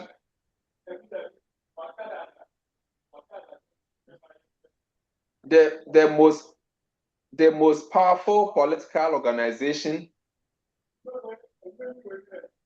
most powerful political organization in China's Communist Party states are two smaller bodies. Okay, so in practice, the most powerful two entities are the Politburo or the Politburo Standing Committee. These are the two most powerful. Okay, they are the two most powerful entities: the Politburo and then the Standing Committee. The Politburo or the Political Bureau and its exclusive Standing Committee. So among the Central Committee, they select 25 to be the political bureaus. And then the political bureau, they also select amongst themselves 7, which will be on the Standing Committee at all times making a decision. And among the 7, they appoint one from it to become the General Secretary. The General Secretary becomes the leader of the country. So you see, everything is controlled by the political party, and it has control over the leadership. These bodies are formally elected for 5-year terms by the Central Committee from among its own members, okay? But under carefully controlled conditions with no choice among candidates, okay? Even though it appears to be, selection amongst, but it is so controlled that some of the people do not have a say. All right, so that is how the Chinese system is organized, my dear friends, right? The slate of candidates determined through a secretive process of negotiation and bargaining within the party elite. Yes, they do a lot of bargaining before they will be meet. So the contestation and disagreements are very less or even not non-existent. The first that most Chinese citizens know of the full composition of the Politburo and Standing Committees when they are presented on stage in ranked order at the conclusion of the National Party Congress every 5 years. So everything is so controlled. The current Political Bureau has 25 members, 7 of whom also sit on the Standing Committee. The Standing Committee is the apex of power in the CCP. Before 1982, okay, before Chairman Mao Zedong would die, that was when Mao Zedong died. The leading position in the party was chairman. That's why I like saying Chairman Mao Zedong, okay? And the chairman was the chairman of the Political Bureau Standing Committee. And this was occupied by Chairman Mao Zedong before he died. That's why we call him Chairman Mao. If you go to China, they call him Chairman Mao. The title of chairman was abolished. So when Chairman Mao Zedong died, that title of chairmanship was abolished. And when it was abolished, now we use a general secretary. Okay. So now at the apex is a general secretary or chairman, but the chairmanship was abolished. Was abolished in 1982. Now we use general secretary. The general secretary occupies the presidential position and who is the current general secretary of the Communist Party? Just opinion.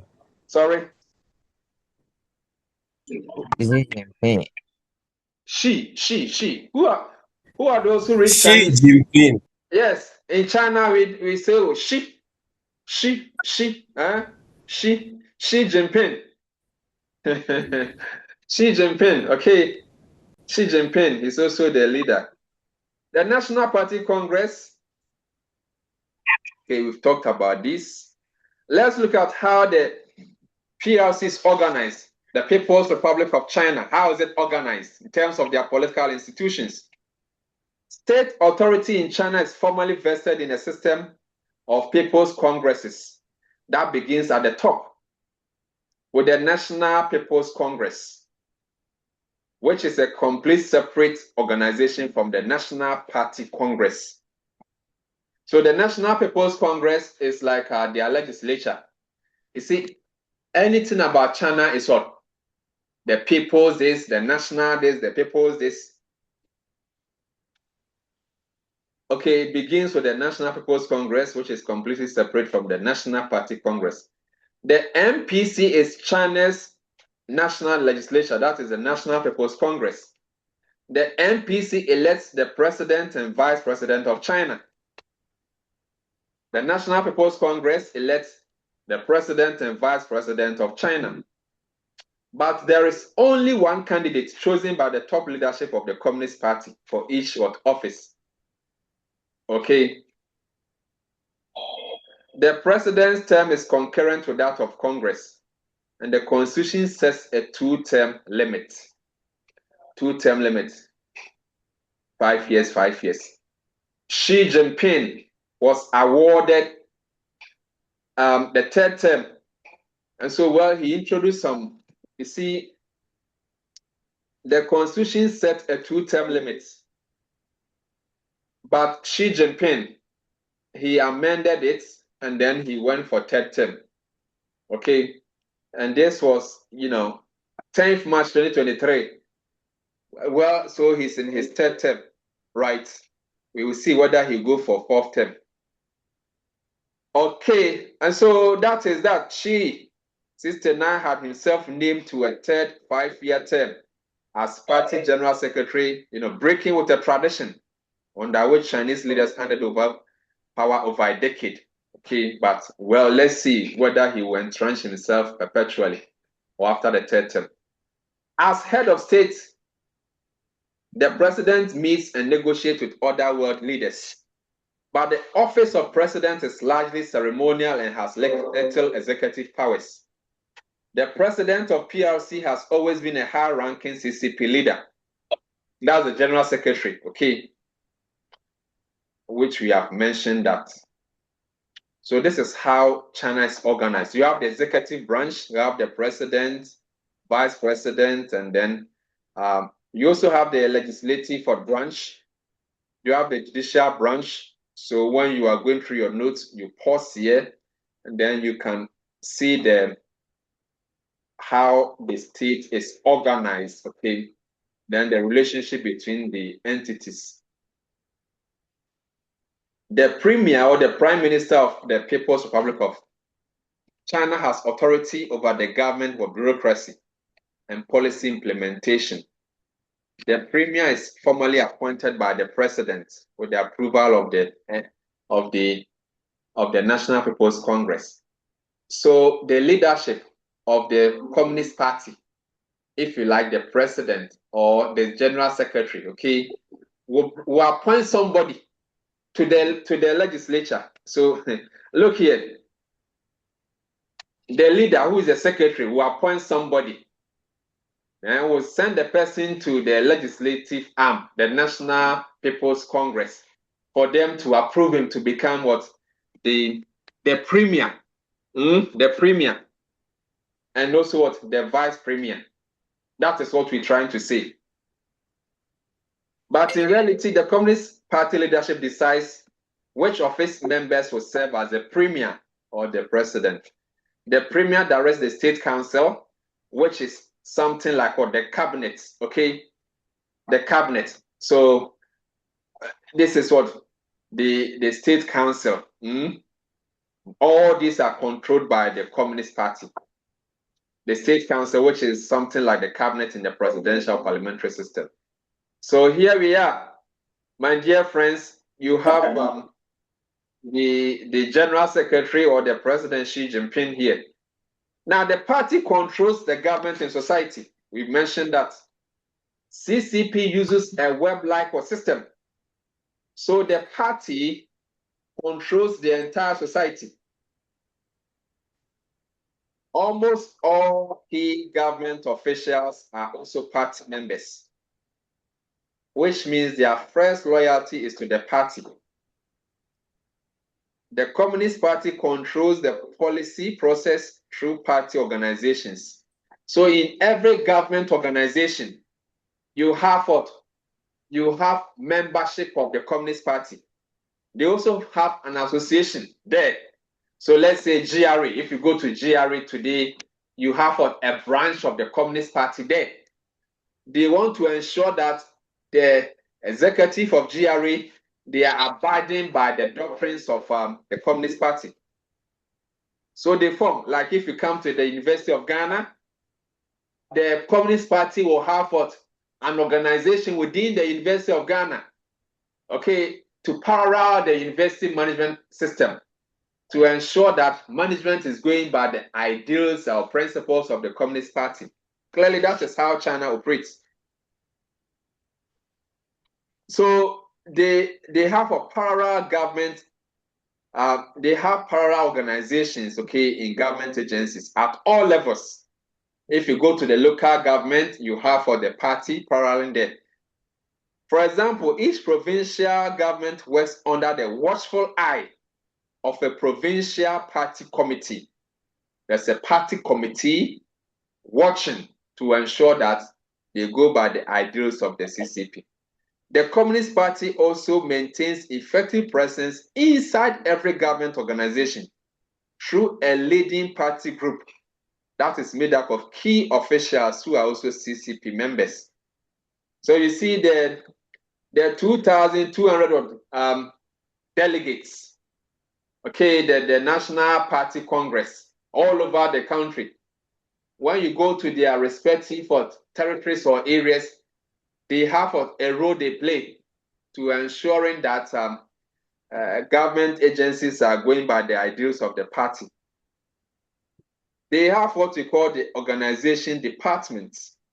Through that organization department, the Communist Party exercises control over the state through its power to decide who is appointed to important positions in the government, and even what government positions or public positions. If you become maybe an army officer, or let's say a lecturer, or major important positions, okay, the organization department within the Communist Party will have to determine that. All right, so that is how it operates. When you are reading your notes, you can pause here and then you can see how the Communist Party controls greater proportion of society, including who becomes editors of newspapers and what have you. So when you go to China today, the Communist Party, even when it comes to affairs of private organizations, okay, for example, if MTN were to be there, or Airtel, Tigo, or what have you, the CCP wants to be in the boardroom of these or private entities. So you check, when you check the headlines of powerful articles, politics in the boardroom, the role of Chinese Communist Party committee, what will be the consequence if the party committee takes up larger role in pressuring of company boards? Yes, and that is what is happening. So you read their news headlines, their articles, and this is what is featuring. This is a more recent article. The Communist Party of China embedded in corporate governance and enterprise values. Evidence from state-owned enterprises. Clearly, it shows how the Communist Party. Now let's look at the judiciary. The judiciary was the time. Hey, well, we will end, okay, very shortly. And then the judiciary, China has a judiciary, but is it an independent judiciary? No. This is an authoritarian system. So the judiciary, it has a 4-tiered system. They call it the People's Court. I told you everything about them. They say people's, the people that. The People's Court has a 4-tiered level. Let's see how it is organized. Okay. We have the Supreme People's Court, that is the apex. It supervises the work of the lower tiers. Now let's see whether there is. What is the role of the judiciary in democracy? You know that there is separation of powers. What is the role of the judiciary? Yes, tell me.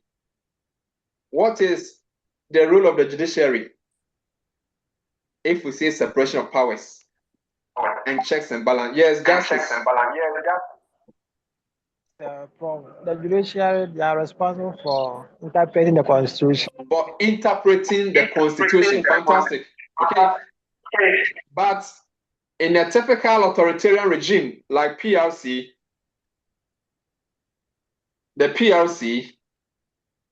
the Supreme Court cannot do that. It cannot exercise judicial review over government, okay, to interpret what the constitution. Judicial review is the power of the courts to review the actions of government or the executive, to declare them as what? Ultra vires. No, the constitution doesn't give you the power to pass this law to do that. And so the court has declared the policy as what? Null and void, ultra vires. That is what? The role of what? Judiciary, independent judiciaries, so that they serve as a check on government. But in China, the Supreme People's Court cannot do that. It does not exercise judicial review over government. And certainly not what party policies. It does not interpret the party's what constitution as it applies what to laws or legislation. Okay, when it comes to maybe criminal issues, civil cases, yes, it can do that. But when it comes to political issues, like you say, you are sending the government to the Supreme Court to interpret the constitution. Whether government can go for 3 terms or 2 terms or what have you. No, the Supreme People's Court will not do that. Okay. Chinese courts can provide real avenue to redress to the public for a wide range of non-political grievances. Those that are non-political, okay, including if somebody takes your phone, your car, or those criminal issues, okay, or if it is civil issues, loss of property, consumer fraud, even unjust detention by the police. Well, but typical political issues, the courts may not entertain. China's criminal justice system is swift and harsh, capital punishment. Yes, of course, but political issues, no. Although their constitution guarantees judicial independence, China's courts and other legal bodies remain under Communist Party control. The appointment of all judicial personnel is subject to approval by the organization department. And the organization department is that department within the Communist Party, okay, that is responsible for appointment of all officials. At all levels of the system, party, political, and legal committees keep a close watch on the courts. Lawyers who displease officials are often harassed in various ways. Your license can be withdrawn. You can revoke your license. It will not be renewed. And sometimes we can even arrest you. So even if you want to take up a political issue, you won't get a lawyer to defend you in the Supreme Court. You are on your own, no? So the courts cannot serve as a check on representation and participation. Let's talk about this one first. Political parties, then we end. Okay, political parties and the party system. Yes, in China, there are some other political parties. Even though it is a one-party system, it is a de jure one party, but there are other parties, political parties. But the Communist Party is the de jure political party with over 89.5 million. But there are other political parties. You see, Many people want to join the Communist Party because if you don't join, there are many benefits you cannot get, including even what becoming a government worker, because you are aware that the party controls the society and appointment. So people like to join the Communist Party so that they will not be denied of many services or opportunities. But you cannot just join. If you want to join, it will take more than a year because they have to verify you. You have to go through an interview. Hey, Charlie, it's not easy. It's not like joining TAIN or TESCON. That one card, they are begging that you come and join. Oh, Prof, come and join. Come for our card. Justice, come for your TAIN card. Come for your TESCON card. No. In PRC, you have to even beg them. It's not easy for you to become a member. You have to go through at least 1 year vetting, lengthy application, interview, reference. They have to check. You even be on the probation before you become a member of the Communist Party. So you see, otherwise the number will even be more than the over 90 million that we're talking about. But there are other There are other parties. We call them China's non-communist party. In other words, we call them what? Democratic parties. So apart from the Communist Party, there are other non-communist or democratic parties. But what is the role of these parties? And how did these parties even come about? Now, these parties were there before the PRC was formed. Okay.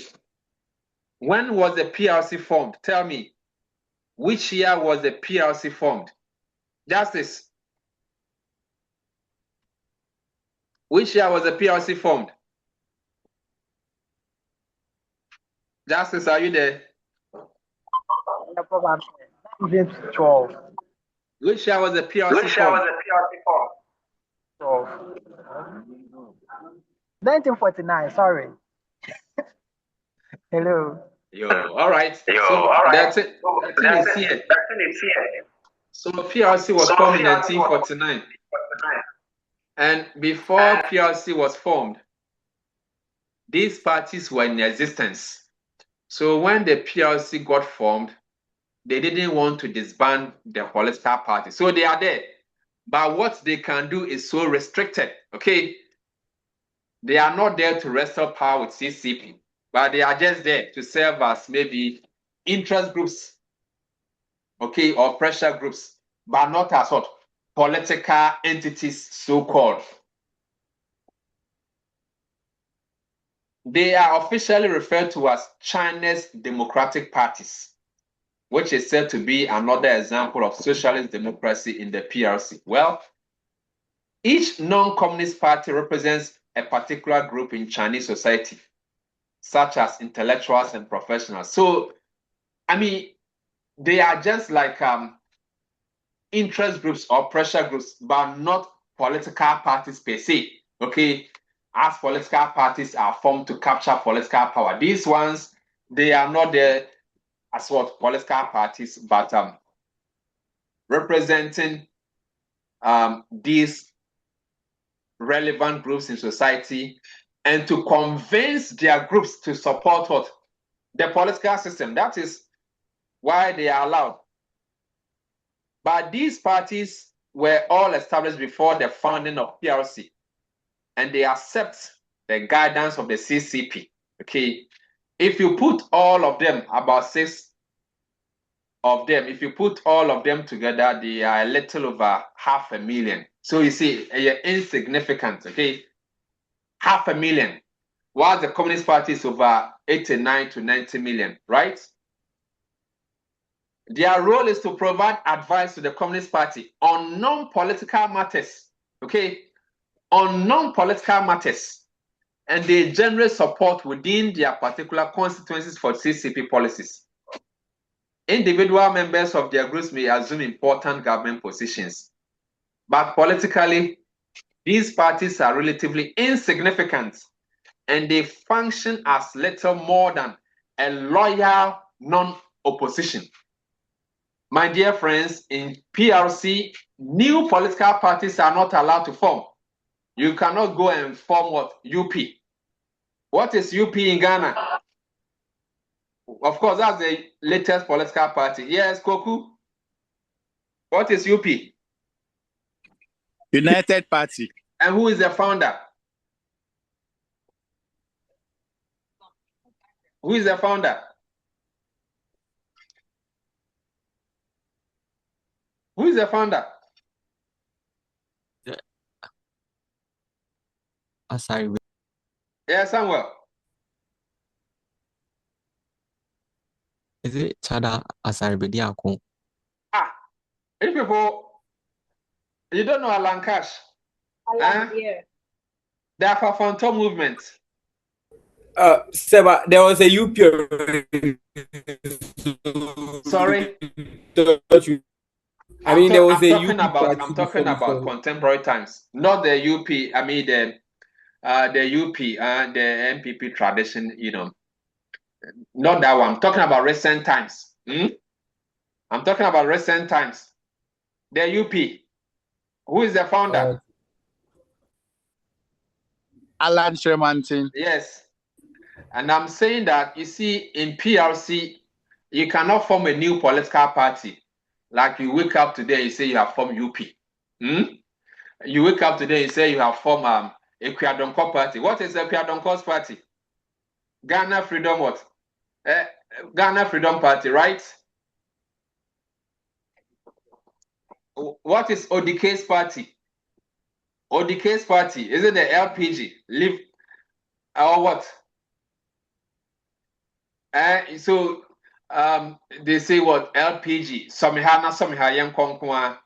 That's Apalu. Apalu says Somihana Somiha Yankonkwa LPG. And then ODK is what? Insafwa. ODK is Insafwa Yebie. Insafwa Yebie. You cannot be doing this in PRC. PRC, no new political parties are allowed. No. New political parties are not allowed to form. The other parties were there before the PRC will be formed. That's why it is allowed. Okay, all right. And you are aware that when a group of activists decided to challenge the system, they were sprayed and killed. So, you know. But these are the democratic parties in China or PRC. These are the democratic parties. We have the China Democratic League. You have the Revolutionary Committee of the Chinese Kuomintang. This is the KMT, right? You know the KMT was there. You have the China Democratic National Construction Association, and you know, these are the democratic parties. They are at least 8. All right. So, my dear friends, and China controls the media. Okay, it uses latest technology to control the media, which is one of the key features of authoritarian regimes. The media is under surveillance. China has developed what it calls the Golden Shield Project, which is charged with monitoring and censoring the internet so that they can keep an eye on every section of our society, okay, including shutting out what it deems as objectionable foreign websites such as the New York Times. That is the Golden Shade Project. Okay, so my dear friends, this is where we end with our topic on China. Any question, any comments? We are done with China. Okay, you can read it. You can read China when I share it on your platform. Any question, comments? Thank you for your time. And then we will meet on Thursday. Okay, we will talk about exam issues. And then I also collect your assignment on Thursday, okay, on campus. In the absence of any question, Prof, let me thank you. Yes, Julius. Prof, how about those of us that already joined this class and will not be available on Thursday for lectures? Yes, so find a way to get your work to me, okay? You can give it to maybe a delegate, right? Yeah, you can. You can give And it to. also, should we combine from assignment 1 to the last one? Yes, please. Everything. And since it is Thursday, but the Thursday group, are you here today also? Some may be here. Maybe I'll add the last assignment on PRC. What do you think? Don't be back. So long as you give us a score. Sorry? So they are So long not as here. you give us a score. Maybe I should give you a last assignment on, so that I have assignment on every topic. What do you think? So that there won't be exam. So that's what I'm saying. That so long as you give us a score, so long as give us a score. Because some of us are yet to finish with our previous one. Hey, Master, and you watch go.